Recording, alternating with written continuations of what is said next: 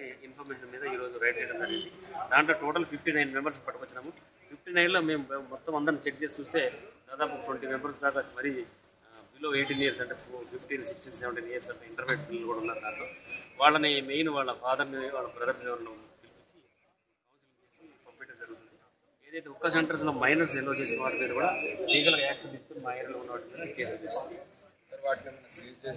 Seize చేసేది లేదు, seize చేసేది పవర్స్ లేవు. ఓన్లీ ఈవెన్ వాళ్ళ హైకోర్టు ఆదేశం ప్రకారం కూడా ఇంత ముందు మైనర్స్ ఎల్లో చేయకూడదు, టైంలో బంద్ చేయాలని ఉంది.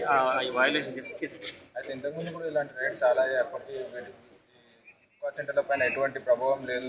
మీరు ఈ రైడ్స్ కొనసాగిస్తుంటారా లేకపోతే నా మాత్రం లేదు? లేదు, పక్కా సమాచారం ఉంటే పిల్లలు ఉంటే 80%లో ఎంతముందు చేస్తానో మళ్ళీ చేస్తాం, ముందు కూడా చేస్తాం.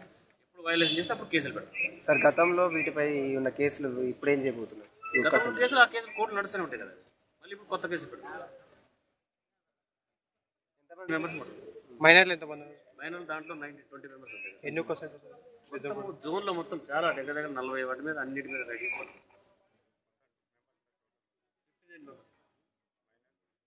మైనర్స్ ఇప్పుడు 20 మెంబర్స్ దగ్గర. ఇప్పుడు తల్లిదండ్రులు కూడా వాళ్ళు వస్తున్నారు, వాళ్ళు చాలా మంది వాళ్ళ బ్రదర్స్ వచ్చారు, వాళ్ళు కూడా వచ్చేస్తారు. మెయిన్ ఏంటంటే దీంట్లో కౌన్సిలింగ్, వాళ్ళు బయట వాళ్ళు కూడా ఇంట్లో ఫ్యామిలీ మెంబర్స్ కూడా కంట్రోల్ చేయాలని అనే ఉద్దేశంతో కూడా ఇది.